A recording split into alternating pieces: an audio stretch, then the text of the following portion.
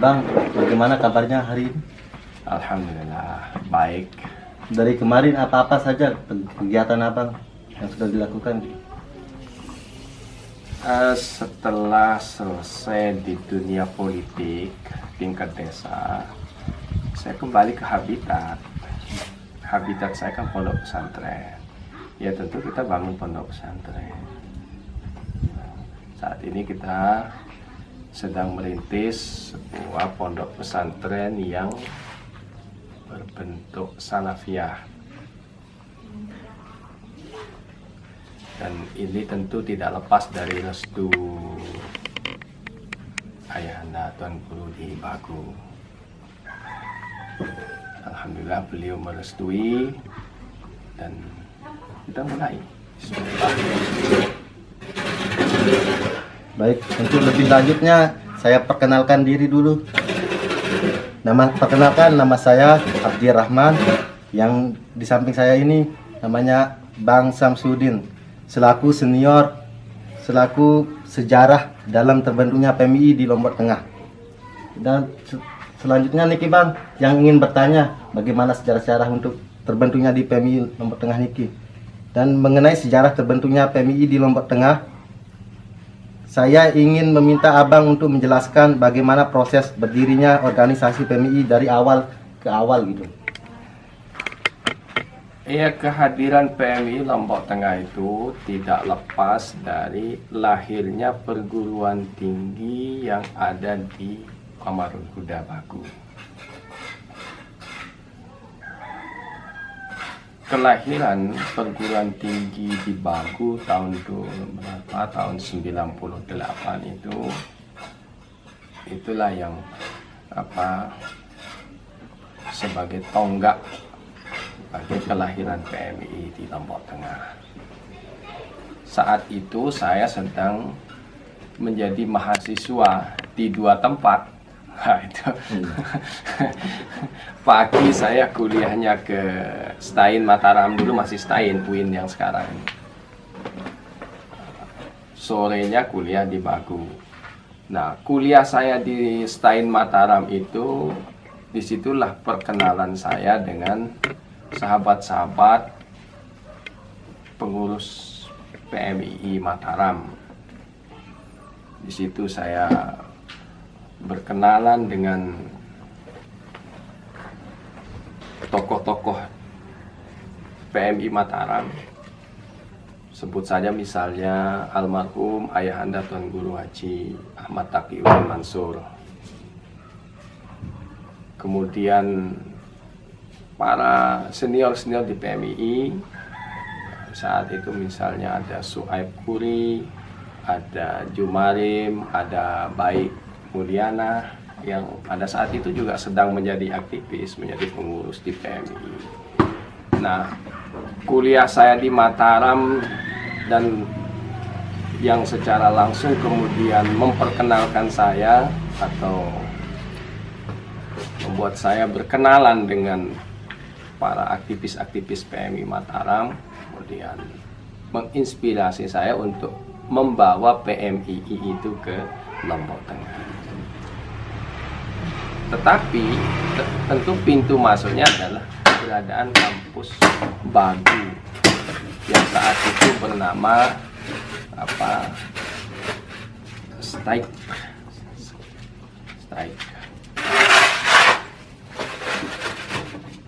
Jadi itu bahwa kehadiran PMI Lombok Tengah tidak lepas dari berdirinya perguruan tinggi yang ada di Bagu pada saat itu. Nah, setelah kampus Bagu berdiri, jadi saya mengajak beberapa teman untuk mengikuti kegiatan-kegiatan PMII yang ada di Mataram, seperti Mapaba misalnya. Saat itu ada sahabat Ketut Hanifah Bayati yang kita delegasikan untuk mengikuti kegiatan PMII Mataram Mapaba. Nah, sahabat-sahabat inilah yang kemudian menjadi cikal bakal pengurus PMII Lombok Tengah.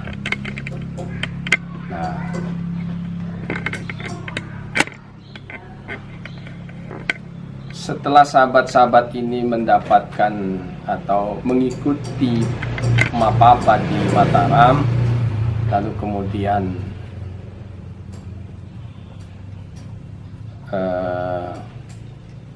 teman-teman ini merasa terpanggil untuk membentuk PMII di Lombok Tengah. Maka kemudian kita berembuk dengan beberapa teman, diantaranya saya sendiri, kemudian ada sahabat Muhammad Azami Al-Mambeni yang saat ini katanya sedang menjadi sekretaris PW Ansor ya. Iya. Wah, itu gagah juga dia ternyata.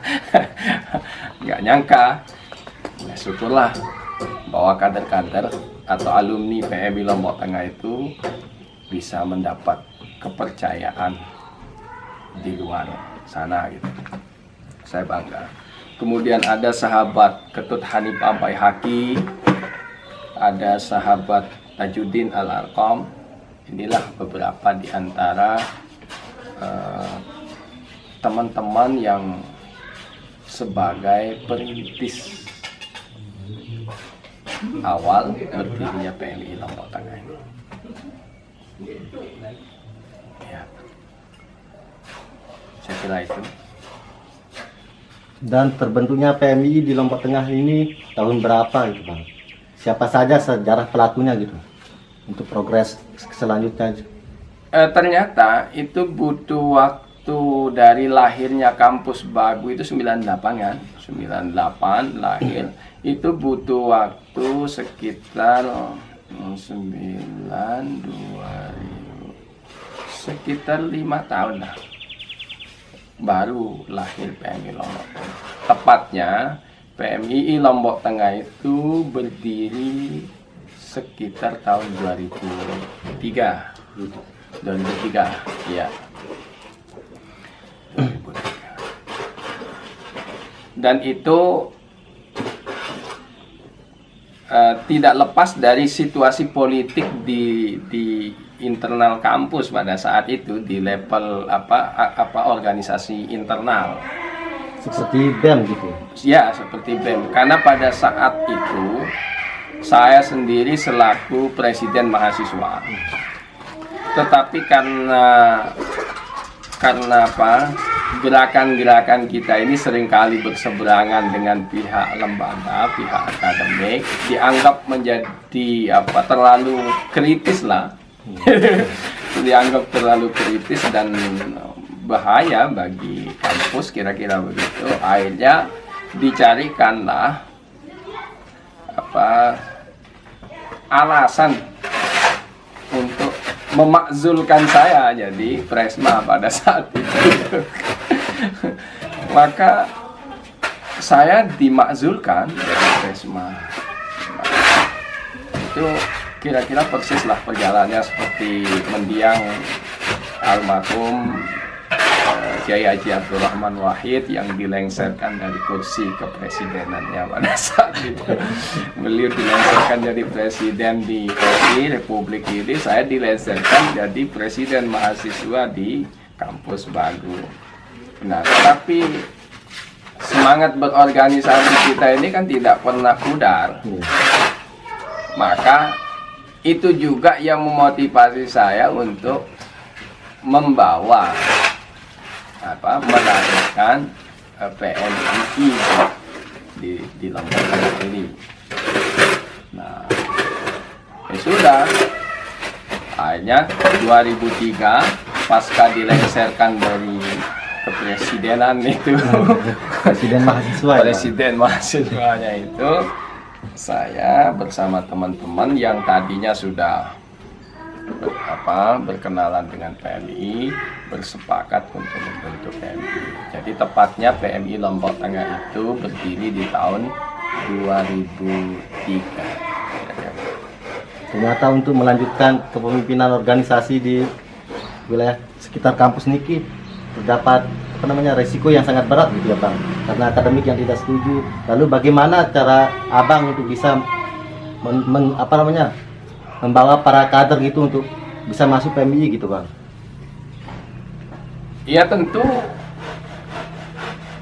segala sesuatu mesti ada tantangannya. Termasuk kelahiran PMII di Lombok Tengah itu tidak semulus-mulus amat gitu. Bahkan ketika kita mapaba pertama dulu itu mendapat penolakan dari pihak lembaga. Itu total gagal itu mapabanya. Padahal narasumber itu sudah datang dari Mataram, termasuk almarhum ayahanda Tuan Guru Ahmad Taqiyuddin. Itu beliau sudah datang untuk membuka, hadir dalam acara pembukaan mapaba itu.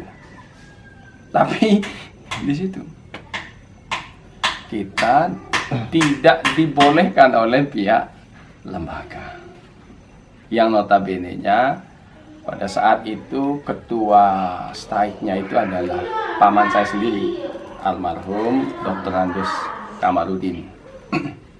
Tapi kita tidak pernah menyerah dari kondisi itu, bahwa semangat berorganisasi kita tidak pernah pudar, walaupun ada tantangan, ada penolakan seperti itu. Kita justru belajar, ini kenapa? Nah, akhirnya kita menemukan jawabannya, bahwa ini soal miskomunikasi. Nah, akhirnya kita perbaiki itu semua.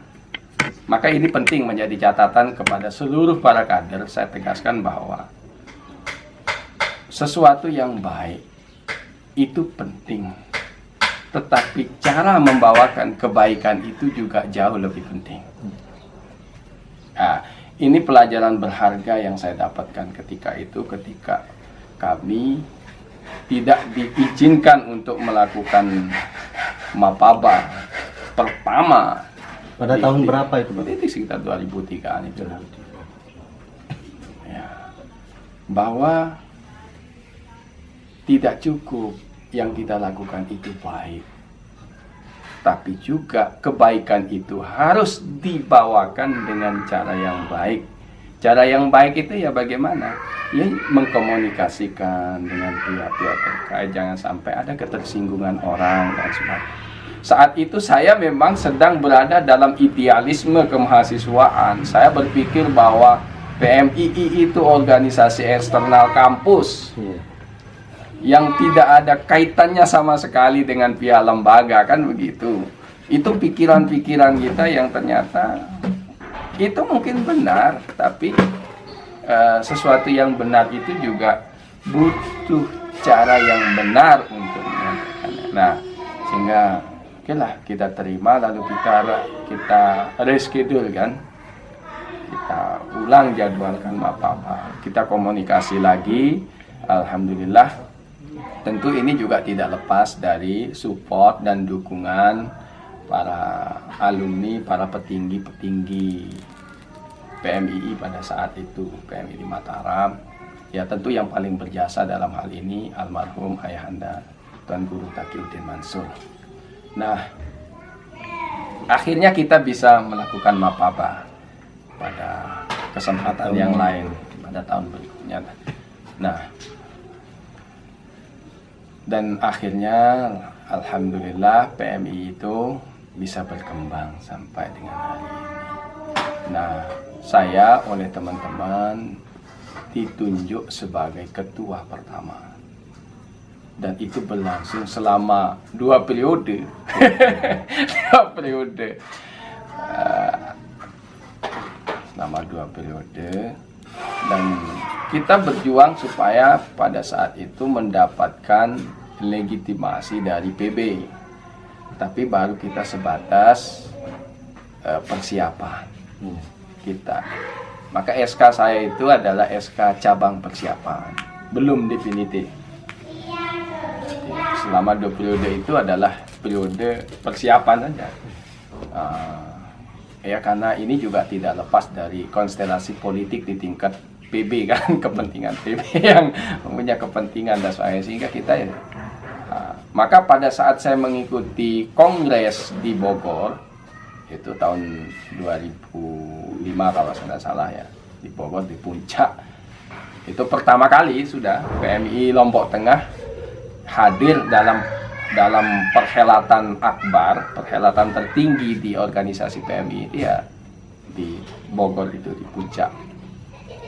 Dan saya bersama satu orang tempat pada saat itu, kebetulan yang saya bawa bersama saya itu adalah sahabat Adnan, itu ikut dalam kongres itu, tapi dalam kapasitas kita sebagai peserta peninjau saja, karena belum mendapatkan legitimasi sebagai cabang yang sudah cabang definitif.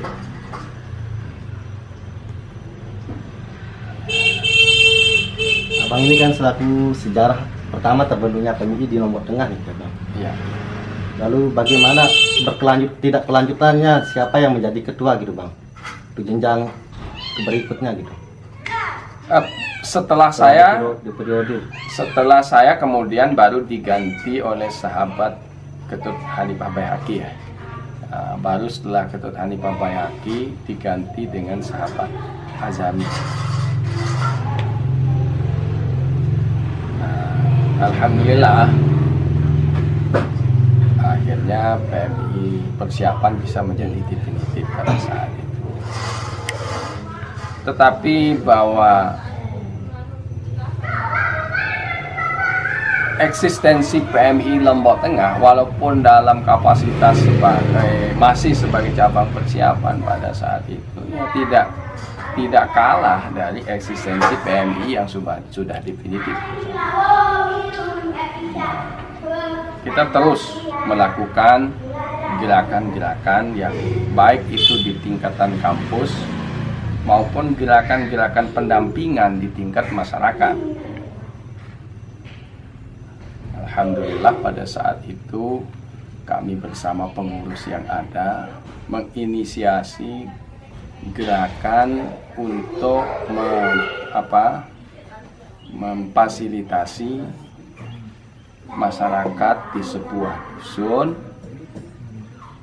namanya Dusun Menemeng dulu, yang kebetulan masyarakatnya butuh air bersih. Maka kami bersama pengurus yang ada mencoba menjembatani itu antara kepentingan masyarakat dengan pemerintah, menyampaikan itu, dan alhamdulillah oleh pemerintah direspon baik.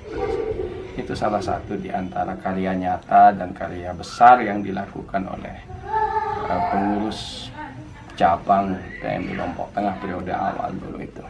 Dan itu luar biasa, sampai hari ini masih dinikmati oleh masyarakat Menemeng. Mungkin itu ada sumber mata air, namanya mata air Melocok. Ya. Iya masih ya sampai sekarang. Masih sampai sekarang. Baik, cuma sampai di sini diskusi kita gitu, Bang. Siap. Dan ingin saya tanyakan atau ingin Abang untuk menambahkan bagaimana motivasi untuk para kader bisa meneruskan estafet kepemimpinan di organisasi PMI ini, Bang. Ya tentu PMI adalah pilihan organisasi terbaik bagi para mahasiswa untuk meningkatkan kualitas sumber daya manusianya. Maka berbahagialah kalau sudah menjadi kader PMI. Yang kedua, bagi para pengurus, jangan menjadi urusan. Siaplah untuk mengurus PMI, jangan diurus, ya kan? Ya, Bang. Jangan diurus. Bahwa yang namanya pergerakan itu mesti ada persinggungan, ada tantangan, ada suka dan tidak suka. Nah, maka disitulah kita diuji kematangan kita dalam menghadapi dan menyikapi setiap ujian yang ada. Jangan pernah surut, jangan pernah patah semangat ketika menemukan tantangan atau ujian di situ. Jadikanlah tantangan itu sebagai peluang.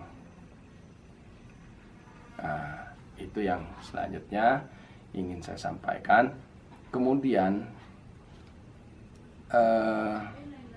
yang paling penting adalah jangan menunggu sempurna untuk melakukan sesuatu. Sebab kalau Anda menunggu kesempurnaan, maka Anda tidak akan pernah bisa melakukan sesuatu. Lakukan saja dulu. dengan segala kekurangan yang ada, nanti dia akan berproses dengan sendirinya sampai kemudian dia akan menemukan kesempurnaan. Nah, jadi apapun itu, sudah prinsipnya lakukan saja, lakukan, dan jangan tunggu sempurna untuk baru mau melakukan sesuatu. Nggak bisa itu. Oke, saya kira itu. Makasih Bang. Siap. Mungkin cuman ini sampai di sini diskusi kita. Bagaimana sudah dijelaskan tadi tentang sejarahnya terbentuknya PMI yang ada di Lombok Tengah ini. Saya dari Komisariat Al-Huda Bagu mohon banyak terima kasih atau mengucapkan banyak-banyak terima kasih kepada para penonton hadirin. Mungkin cuman ini diskusi kita pada hari ini. Wassalamualaikum warahmatullahi wabarakatuh. Waalaikumsalam warahmatullahi wabarakatuh.